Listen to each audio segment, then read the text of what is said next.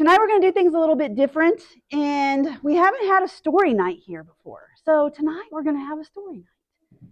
And just before we do that, though, I just want to talk just a couple minutes about why we tell our stories. And for me, personally, it's where my recovery started to launch, like into another dimension, is in telling my story. And, you know, the 12 steps says, having had a spiritual awakening as a result of the steps, we tried to carry this message and practice these principles in all our affairs. So what are we trying to carry? We're trying to carry the message of what I was like, what happened, and what I'm like now. What has God done for me? And so I just wanted you guys to know, like, this meeting was originally, like, we began it, we prayed about it, we really put a lot of thought into what is the purpose of this group? What is the purpose of us taking our night off to come up here and do this? And honestly, the biggest purpose, the biggest idea in our hearts was we've been discipled, and it's our time to disciple others, right? We want to pour out what's been poured into us. We want to give back what's been given. And so our hope is always that you guys learn from this and you take it and you go take it elsewhere. Go use it for someone else, to help someone else. So even like I was working on the video this morning to get it up on YouTube, and out of all of everything that was going on, my most exciting part was seeing Christy get up for her 30 seconds. And just being able to do that was just, that's where the magic's at. And that's what our heart is. So we didn't talk about this part on the way here, but I want you guys to know that is the purpose of this meeting. If you guys ever have something on your heart, if you have something that's burning to get out, come talk to us. Like, this isn't the Stephanie and Tolbert show. This is us trying to give back what's been given to us. And our hope is to teach you guys so that you guys can then, therefore, do something with it. Does that make sense? Like, that's our heart. And to see somebody else start to come alive, and we want to give opportunities. We want this to be a space, a safe space for people to be able to start to practice. There was nothing more scary for me than telling my story. Nothing. And now, I can't imagine life without it. We get so much power out of telling our story. We get so much freedom out of telling our story. And it's just the way it works, right? All those things, God bless you. All those things that held me back for so long now get to help someone else. And when I get to see somebody else who was in the same, or even remotely in the same shoes that I was, and they're now recovered and they're now okay, it gives me hope to be like, well, maybe I can do that too. Well, maybe, just maybe, if they can do it, maybe I can do it. Maybe if Teresa's made it this long, I can make it that long. Or maybe, and I couldn't even go that far. I was more like people with maybe a year. Because when I first got in, I couldn't even get past a month. And then once I got a month, 6 months, we're talking way too much. So people that if you guys don't have years, don't discount yourself, okay? Because you're probably the most important person to somebody new walking in the room. Because they're going to relate more to you than they will to me. I'm way too far removed. You know what I mean? Does that make sense? You're going to offer them a lot more hope. I'm too far out there. And maybe one day they'll get to that, oh, maybe I can get there. But a lot of times I couldn't. 20 years, are you kidding me? I couldn't get past a month. At first, I couldn't even get past a week because I was a daily user, a daily drinker. So just don't discount yourself because you don't have time. Right? Your month is more than somebody who's walking in the door brand new. Your story matters. And just understanding, like, there is a formula to telling our stories, what we were like, what happened, and what we're like now, what the difference is. And every one of you has a story to tell, no matter where you are in this journey. And somebody brand new coming in, they're gonna hear it if you're willing to tell it. So tonight, Miss Michelle has volunteered to tell her story. So without further ado, I'm very excited to listen to her. Y'all, please welcome her. Hi, everybody. My name is Michelle, and I am an addict. I don't know how many days I have, 27 and a half months. I don't know, something like that. Thank you. So there aren't too many people in here, if any at all, that have ever heard my story. I've only told it a few times, and it was early in recovery. Because after about a year and a half, it was no longer important for me to tell my story as far as what I used to be like.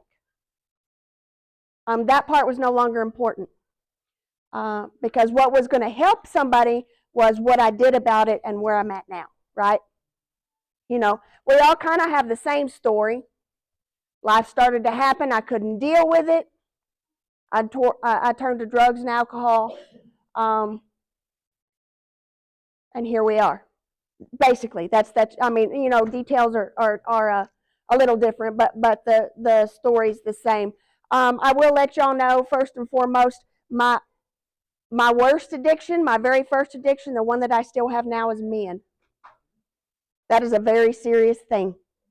Okay, I know I can't be the only woman to have that addiction, or to think that men are absolutely awesome, because men are pretty awesome. Except Tolbert. Tolbert's not awesome. Just kidding, Tolbert. Just kidding. You're pretty awesome. So that was something I struggled with very, very little. I didn't grow up in an alcoholic addict family. Well, my grandma was an alcoholic, but I wasn't raised by her. My mom was not a user. She did not drink. She did not have a bunch of men in and out of her house. You know, so I grew up in a household with a very present mother. There was no abuse, no neglect, no none of that. None of that. I had absolutely no reason really to be an addict, other than the fact that maybe my personality, I was just kind of born with an addictive personality, which made it easier to kind of fall into things instead of doing it the right way. I did it the easy way. My grandmother was an alcoholic, though, and we used to go spend summers with her. Well, my grandma owned a bar. So when I was 7 years old, I was hanging out with my grandma at the bar. Why? Because I wanted to be close to my grandma. Now, my grandmother was a very beautiful woman. My grandmother knew how to manipulate. So I learned at an early age that, you know, if you're cute and you put a little bit of alcohol in somebody, you can get whatever you want out of them. And that's exactly what I started doing, except the alcohol was going in me instead of other people. I'm not real sure how that happened. But so I learned at an early age to manipulate, and didn't even realize that it was a bad thing. I can pinpoint when I decided to start walking away from God, though. I realized that a couple weeks ago. My dad was killed when I was 7 years old. I decided at that point maybe God wasn't, you know, because we always hear all the time, right? God is in control of everything. Well, why would God let that happen to me at 7 years old? Not knowing 48 years later I would have to realize, well, that just wasn't my journey. I just happened to be in it, kind of thing. So I started veering off at that point, and that's when the addictive thinking and the behavior really started. And so my mom was able to stay home with us. So she was there every day to cook dinner. When we got home from school, she helped with homework. She was at school plays. You know what I mean? I really had no reason other than I enjoyed that. I enjoyed drinking. I enjoyed the men. I enjoyed getting high. And so I really felt guilty about that for a long time. Coming into recovery, I felt guilty because you hear stories of people going through horrible, horrible things. You know, they actually, if you really want to look at it, if there's ever somebody you can have a justifiable reason to be an addict, it's some sort of horrible trauma, right? I didn't have that. So, does that mean I'm not an addict? Does that mean that I don't deserve to be in recovery? These are things that I really struggled with. I mean, I really did. Because I couldn't understand, if I have no reason to do the drugs and alcohol, why was I doing it? Well, it's because I have a personality where I'm a people pleaser. Used to be, kinda, still am, not really. I have boundaries. Okay, I have boundaries now. But I used to take everybody, the weight of the world, and I used to put it on my shoulders. I used to set my expectations, not what I thought, not what other people's expectations were of me, but I set unreasonable expectations for myself. And they were up here. And I could never reach them. And every time I couldn't live up to an expectation, the depression and well, you're just stupid. You're not worth it. You know? Why are you even alive? You can't even do this simple thing. You can't even, and it started snowballing to the point where I was so miserable it didn't matter who I was making happy or who I wasn't making happy. I was so miserable it didn't matter. I had decided that it was going to be easier to start drinking. And of course, it didn't make it easier because now I'm putting myself in situations that's going to make it all worse, right? I'm starting to do things with people that I wouldn't normally hang out with or associate with, things of that nature. And it really, guys, when I was in high school, I was on the Students Against Drugs and Drunk Driving committee, okay? I told friends to go straight to hell when I was a teenager because they decided to drink and use drugs. Little did I know that I would be right here, right now. But in a way, I'm grateful. So what I was like, I was a hot mess. Y'all think I'm a hot mess? I was a hot mess back then. But it's not really important because we all got to the same end point, right? Okay. What did I do about it? Which list do you want me to start on? I had to lose my grandbabies. I had to take the responsibility that I showed my daughter how to be an addict. That was hard. That one was hard. I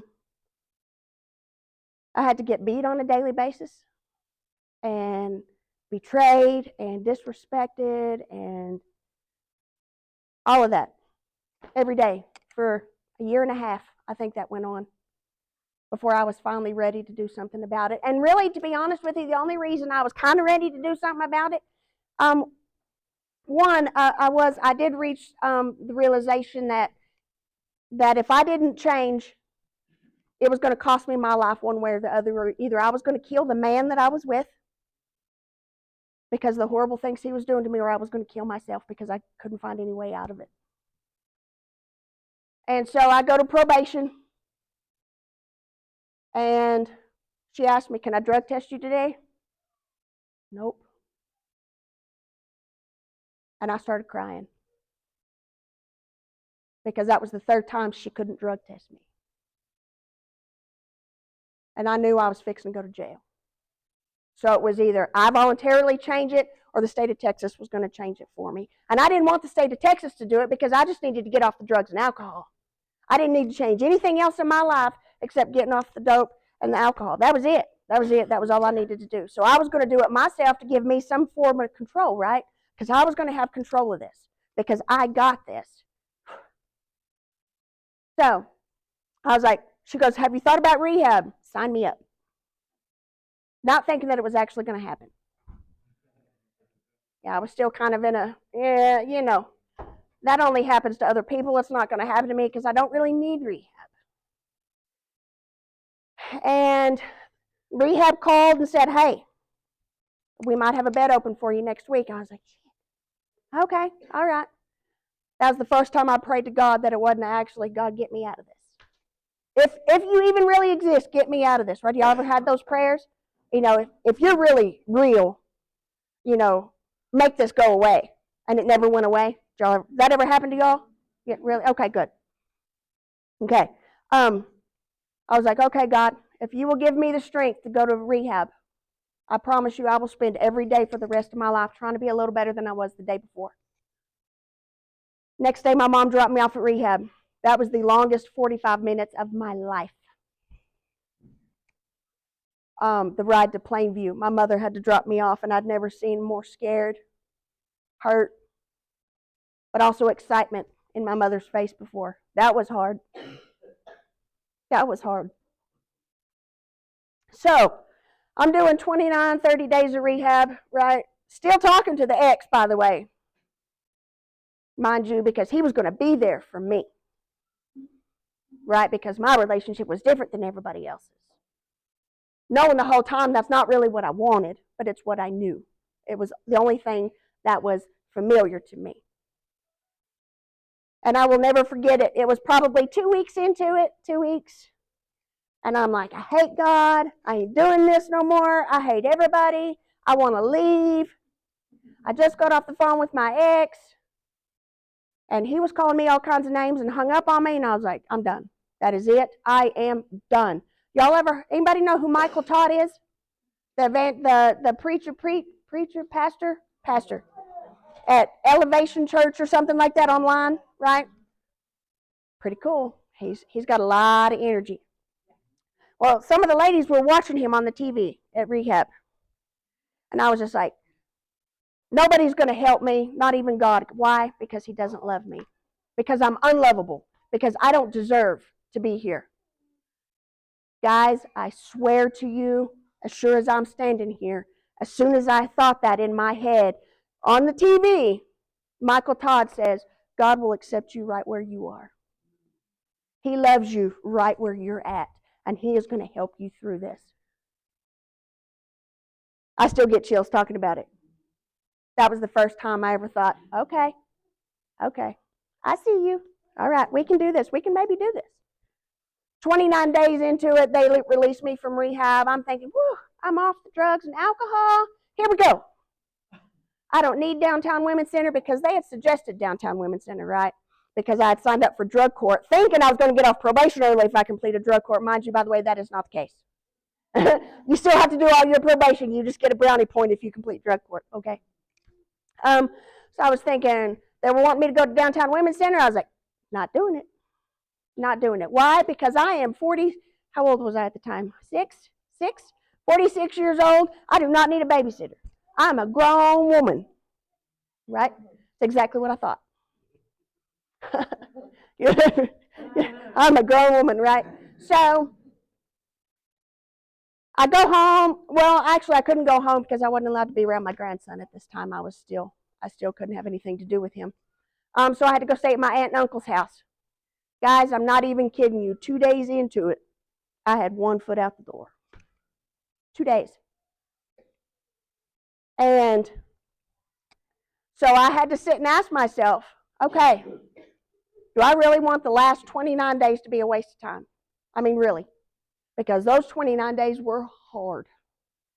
They were horrible. The most horrible 29 days of my life. Well, I can't say that because I had 20 years of addiction that sucked pretty bad. So I called Connie at Downtown Women's Center on a Saturday, not expecting her, hoping she wouldn't answer the phone, hoping it was just going to be like a voicemail. She answered the phone. Okay. I was like, Connie, it's Michelle Burr. She goes, yes, I know the name. I said, I think I'm in trouble. Can we talk about maybe me coming to Downtown Women's Center? She said, can you be here Tuesday? Yes, I can. And so I show up Tuesday morning. I did not want to be there, did not want to be at Downtown Women's Center. They dropped me off at Haven. Now, this is when Haven was still shut down, and all the ladies were at All-Aholics at the moment, for the time being. So my mom leaves. They drop me off. They leave. I'm stuck. I'm sitting there with people I don't know. I'm like, I don't really want to do this. I really don't want to do this. But guys, for those of you that have been in prison, y'all have a strength I do not possess, because my jail time consisted of a day and a half, and that was all it took. But I knew if I didn't complete this program, I was going to go to jail. So they take me to All-Aholics that night and show me my new apartment. And that's when I met Teresa. And guys, if she could count, if she had a penny for every time I cried on her shoulder, she wouldn't have to work. Because I cried. And I cried. And why am I here? What's going on? I don't understand. I don't understand what's happening in my head. I don't understand what's happening in my heart. She mentions God. I'm still like, screw you, not happening. And so that began my actual recovery at Downtown Women's Center. It was terrifying, absolutely terrifying. Never thought that I would have sponsees. Never thought that I would be up here speaking. Never thought that I would be working at a shelter, mind you. So I start doing the program, and everybody keeps telling you, well, it's as simple as taking 12 steps. It's as simple as doing the 12 steps. Those of you who are working the 12 steps, there's nothing easy about the 12 steps. Nothing is easy about the 12 steps. So where they got, it's as simple as doing the 12 steps, I do not know. Maybe they need Liars Anonymous or something, because that's really not a, I mean, it really, it really threw me, because I was like, there's nothing easy about this. Nothing easy about this at all. And of course, now mind you, when I was in ARAD, we went to ARAD with the guys from the mission. Oh yes, oh yes. Some keepers in there, let me tell you. They were more broken than I was. Okay, 3 weeks into my recovery, what do? Fall for the smoothest talker in ARAD. And I was ready to leave the program for him and everything. I was done. I was done. Go to my probation officer, I don't need this program. I got this. After I get done with ARAD, I'm going to be good. And she was like, no. So she says, you can do 2 years state jail, or you can do 2 years of this program. Choice is yours. And I was like, I was mad. Ooh, I was mad when I left there. I went home and I cried, and I was like, I don't understand what's going on. Why is God punishing me? Why does everybody hate me? Why is the whole world against me? And I don't know how many times Teresa was like, girl, what the hell is wrong with you? And thank God, because that guy did not turn out to be Mr. Right. I know it's a shock to some of you, I know. I know. It was a shock to me too. But that was God doing for me what I couldn't do for myself. Because had I left, I'd have been right back out in it. Because guess what? Probably 8 months into it, he was right back out in it. So, but I am forever grateful for that guy, because he was like, hey, do you go to church? Nope. Do you want to go to church? Not really. Well, if you come to church, you get to see me. What time does it start? And I'm being serious. Well, we go to Yes Lord Church here at the mission, and you really should start coming to church, because you really need God in your life. I'm like, here we go. He did get me to church, and that was the first time I got to see Pastor Robert. And spiritually, that man saved my life. So, whatever it took to get me there, because that's what it was going to have to take to get me there, was a man. I'm grateful. I don't have a whole lot of nice things to say about that man, except thank you for introducing me to Pastor Robert. So, I'm sporadically going to church, because they suggested it in the program, and it counts as a meeting. For those of you in the program, church does count as a meeting. Just helping you out, okay? Still wasn't real thrilled about the whole God thing. I just wasn't. Why? Because I had decided, if I believed in God and believed wholeheartedly there was a way out, that there was somebody that was going to catch me if I fell, I couldn't play the victim. I couldn't be like, poor me, there's nobody there to love me, nobody's going to help me, nobody's going to save me, because I would have had to believe that there was somebody was there to catch me as soon as I fell. But for me, God came in many forms during my recovery. He came as Teresa, because I couldn't tell you how many times I cried on her shoulder, and how many times she just hugged me and said, it's going to be okay. It came as Pastor Robert. It came as my sponsors. It comes as my sponsees. It comes as the people that put on the meetings. Stephanie and Tolbert. This is my favorite meeting. Why? Because anybody can do the 12 steps. The 12 steps is nothing more than reading out of a book. But very few people can take the spiritual part of it and plug it into the 12 steps and make it work. And Stephanie and Tolbert teach us how to do that. So I've done the steps 2.5 times, and they never made sense until I started coming to All-Aholics. And it started to make sense because I was like, okay. I see now. I see. This is the spiritual part of it I'm supposed to get out of step 1.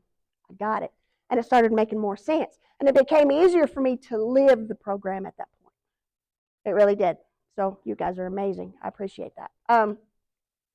But it took some time. It takes a lot of time. Why? Because I had to relearn how to think clean and sober.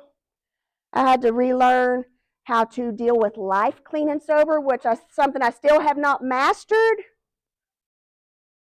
Except today, I'm feeling pretty sure of myself. Not mastered it, but I got a pretty good grip on it today. I don't have it. I'm not going to say I got it because I don't. But I'm feeling good about it today, I had to relearn how to act. Y'all ever think you was going to have to relearn how to act? Right? When we're out in public, we're in our addiction, we have nothing nice to say about nobody, and nobody better give us any lip, right? You walking around with this chip on your shoulder, going through all these scenarios in your head, like, well, if that person over there looks at me like this, we're going to throw hands, right? Anybody do that? Anybody do that? I'm sure that was not the only one that did that. You, okay, good. Okay? I had to relearn how to not do that. I had to relearn to be nice. I did. The ladies that deal with me on a daily basis, y'all know my ego can still get the best of me, and there are still days I'm hard to handle, right? Because I think I walk on water.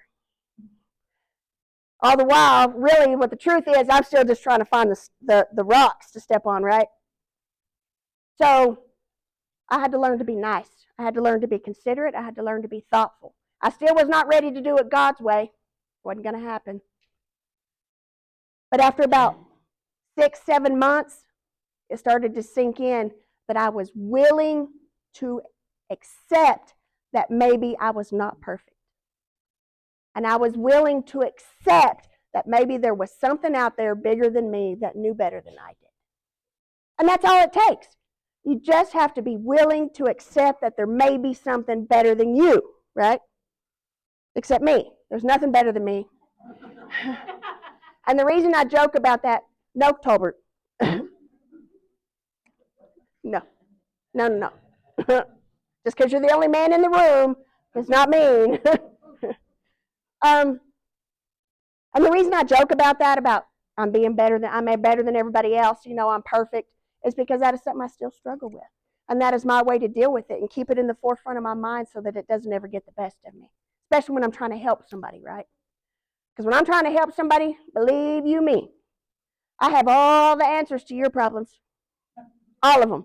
If y'all would just do things my way, man, this world would be good. Look, I can't even get myself out of bed in the mornings, but I know how to get you out of bed, right? So I started to become willing, maybe, to do whatever it was going to take. And mind you, this was 6 months into it. I should have done that 6 months ago. No. Some people are fortunate enough to get to do that right at the beginning, become willing to do whatever it takes, no matter what. Most people, no. It's a gradual process. Why? Because I'm an addict and I had to have proof that it was going to work first. So I had to start watching people around me get better. And I had to start seeing people at meetings that came in after me that are still coming back. Why? Because it works. And so once I was willing to do whatever it took at that point, because now I wasn't in the program because probation was making me. I was in the program because I wanted to be there. And it started to show at that point. Because you can always tell, I don't care how much clean time you got, you can always walk into a room and be like, yeah, that girl back there, she ain't going to make it. Why? Because she hates being here. You can tell. You can tell those people. And I started being surrounded by people that were going to make it. and it made a difference. And so that was what I did about it. Worked the steps.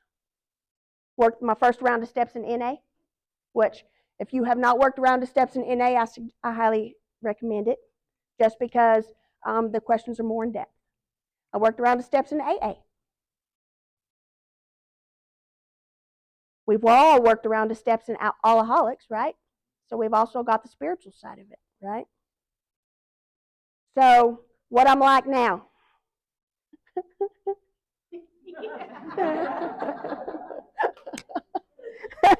well, I'm still a hot mess. I still struggle with the need to be perfect. I still struggle with the ego. You know, I did forewarn Tolbert that he was not allowed to take my limelight from me this evening. So that's why he's sitting in the very back. Because that's still a big thing for me. Now, on the flip side to that, after doing a step 6, I guess technically 3 times, I have learned to take the need to be the center of attention, and I have learned to take my ego, and I have learned, and I've learned to use it as an asset instead of a defect, right? Do I still have defects? Not today. First round of steps I did, I was given a list of 100 defects. I quit counting at 75.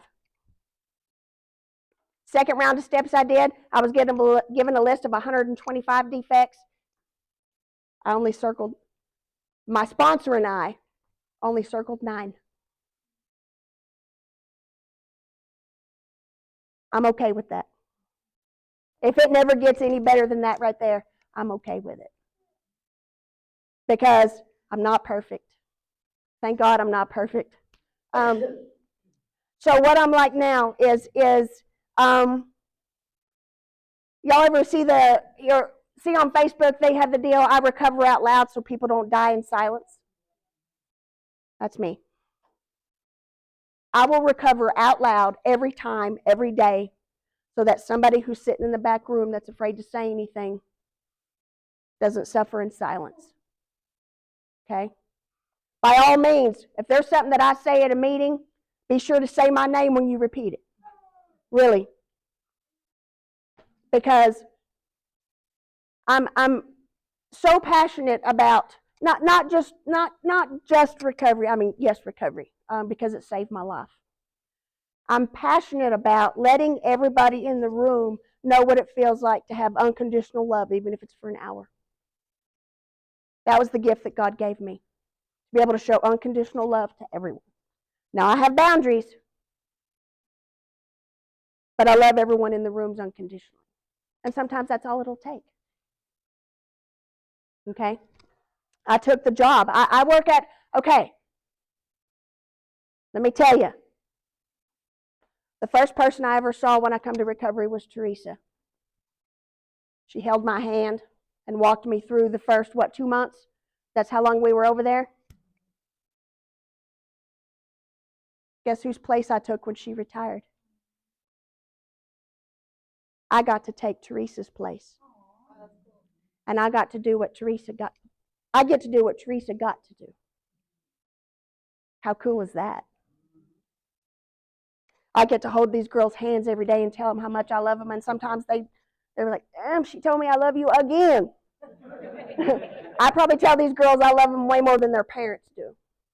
But I mean it. I mean it when I say it. I'm not a case manager, so I don't have to do all the technical stuff. I can still BS with them and kind of be friends, and be like, the hell are you thinking? Respectively. Is that what we learned in our mental health? Maybe not. Okay, not in those words. But I get to help them learn all the things that were taught to me. I get to do that. And why? Because of God, because I finally was like, okay, all right, it's your show. I'm just going to play along. Okay? The program does work if you want it to work. See, that's the thing. That's what people don't understand. We're like, well, I worked the steps, and I'm still whatever this is. And it's like, do you want it to work? Or are you just doing it because that's what you were told to do? There's a big difference in the two. Because by step 10, really, you should be living the program. And if you are not living the program by step 10, then you need to stop and restart. Because every day after that, you should be like the poster child for recovery. You really should be. Because, and they say, the only way you get to keep what you have is by giving it away. The only way that I can stay on top of my recovery is to help my sponsees with their recovery. Or anybody, not just my sponsees, to help anybody with recovery. Why? Because it keeps it in the forefront of my mind. I have to lead by example. I have to lead by example for all the ladies at the house. And mind you, I do get sideways sometimes still. I do. Man, I do get sideways sometimes. But that's okay, because the program did not teach me to be perfect. Right? It taught me there's another way to handle it instead of drinking and drugging. And that's what I've learned to do. Now, there have been things that have happened in my life that 2 years ago I'd have stayed, I don't even know how long I'd have stayed high. I really don't. I cried about it. I told God that I understand. I understand why you had to send my daughter to prison. I get it. This is her journey, not mine. Best thing I can do for her is lead by example, right? Maybe, hopefully, someday she wants what I have. That is living the program. Where somebody can look at you and be like, I want that. But it's not going to come easy, guys. You have to work at it. You've got to work every day. There is no vacation days for recovery. There's not. Now, there will come a time where it becomes second nature, so you don't have to think about it as much. Like Stephanie and, Tolbert, they, it's just second nature for them. And Teresa, she's got a lot of clean time. It becomes second nature for her. But for right now, you're going to have to think about it every day. Some of you, every minute of every day. Because it's not going to be handed to you. But mind you, if you don't live recovery, it will be taken away from you in one decision. One decision is all it's going to take. So, any questions, thoughts, concerns, comments? I love when you tell us that you love us all the time. Like, I'll go to Louise from Season and I love you. Okay, and I'll go back in there and talk to her. But I know that she really means it. Even if she is like down with a migraine feeling like crap, she still tells us it's a good job. Absolutely. That's going to be the last things those ladies ever hear out of my mouth at night is I love you. I tell them I love you before they go to work. I tell them I love you when they get home. Every time they come in and talk to me and leave the office, I tell them that I love them. Bianca pretty much took the words right out. I was going to say. Oh, you guys are awesome. So anyways, that's all I've got. So thank you for letting me share my story tonight. Thank you.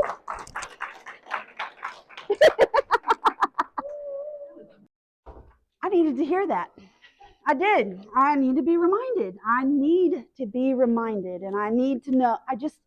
We all do, right? I mean, none of us are exempt from this. No matter how far down we get, how far down the road we get, none of us are exempt. Just like she was saying, this is lifelong.